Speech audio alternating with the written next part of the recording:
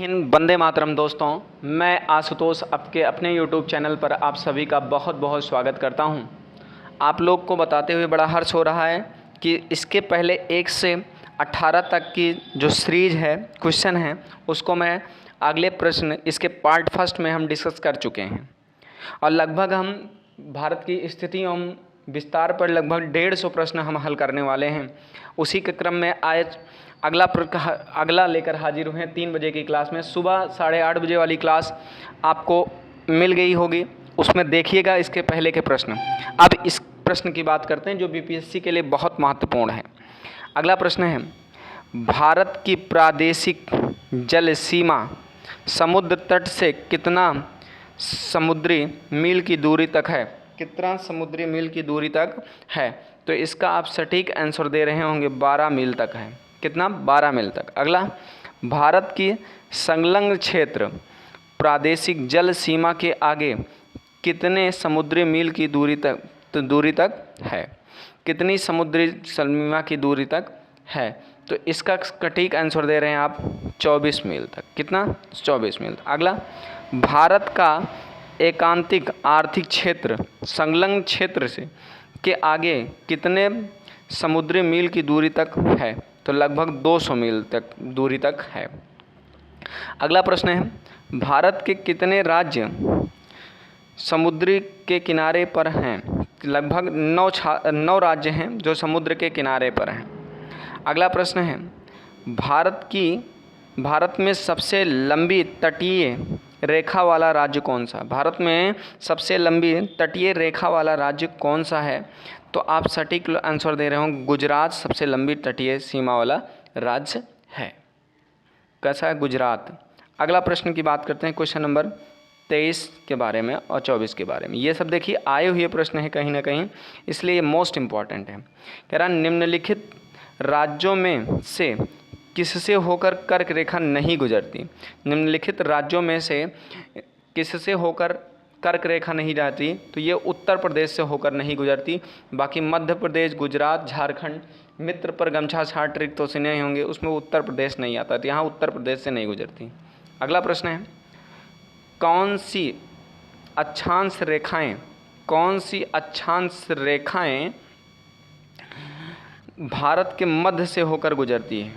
तो आप सभी लोग जानते हो भारत को 2 भागों में बांटने वाली रेखा कौन सी है? कर्क रेखा है।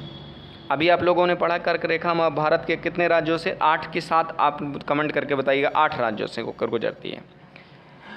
आप प्रश्न जानते होंगे, उम्मीद करते हैं। अगला प्रश्न है, कर्क रेखा भारत के कितने राज्यों से होकर गुजरती है? कर्क रेखा भारत के कितने राज्यों से होकर के गुजरती है? तो कर्क रेखा भारत के 8 राज्यों से होकर गुजरती है। कितने? 8 राज्यों से।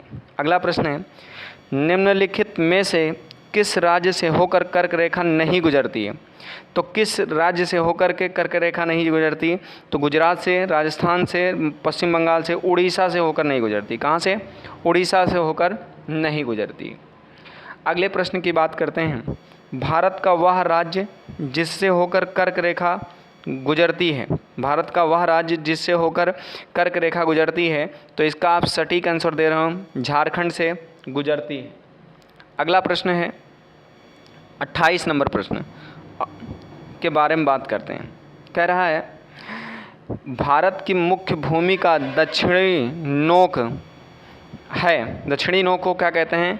केप ऑफ कोरोविन कहते हैं। केप ऑफ कोरोविन कहते हैं या इंदिरा पॉइंट के नाम से जानते हैं? जल्दी बताइए किस नाम से जानते हैं? तो इसका सटीक आप केप ऑफ केमोरिन कहते हैं। केप ऑफ कोरम, दक्षिणी नोक को केप ऑफ कोरोविन कहते हैं।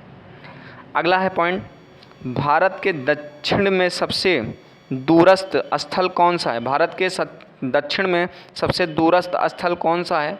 तो आप इसका सटीक आंसर दे होंगे कौन सा है? तो आप लोग इसका आंसर दे रहे हैं इंदिरा पॉइंट। कौन सा है? इंदिरा पॉइंट। इंदिरा पॉइंट का अन्य नाम क्या है?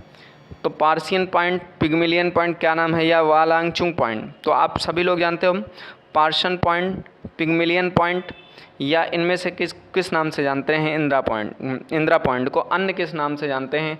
तो आप जानते हो ये सभी नाम से जानते हैं, ली चांग सब नाम से जानते हैं। यहाँ पार्सन, पिग्मिलियन, ला ही चिंग के नाम से जानते हैं। अगला प्रश्न है, निम्नलिखित में से कौन सा स्थल भूमध्य रेखा के निकटतम स्थल है? कौन सा स्थल भूमध्य रेखा के निकटतम स्थल है? तो इंदिरा पॉइंट है, क्योंकि ये सबसे भारत का दक्षिणतम पॉइंट है, इसलिए इंदिरा पॉइंट ही होगा। कौन सा होगा? इंदिरा पॉइंट सबसे दक्षिणतम पॉइंट भारत का है। अगला प्रश्न है, ठीक है, कह रहा भारतीय भूमि का सर्वाधिक उत्तरी भाग है। भारतीय भूमि का सर्वाधिक उत्तरी भाग है, यानी ऊपर वाला भाग, तो आप सभी लोग जानते हो इंदिरा काल है। ठीक है, इंदिरा काल पॉइंट सबसे उत्तरतम बिंदु है। अगले प्रश्न की बात करते हैं, आज के सेकंड लास्ट यानी अंतिम प्रश्न के बारे में। आप बताइए ज़रा प्रश्नों की सीरीज आपको कैसी लग रही है? अगर प्रश्नों की सीरीज आपको अच्छी लग रही है तो चैनल से अवश्य जुड़ें और अपने मित्रों तक अवश्य शेयर करें, ताकि हमें भी ऐसे ही वीडियो बनाने के लिए प्रोत्साहन मिलता रहे। धन्यवाद। आज का अंतिम प्रश्न है, भारत का दक्षिणतम स्थल इंदिरा पॉइंट निम्नलिखित में से कहाँ पर है? भारत का दक्षिणतम स्थल निम्नलिखित में से कहाँ है?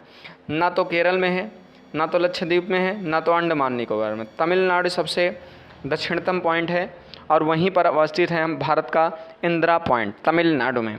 आपको ये सीरीज कैसी लगी?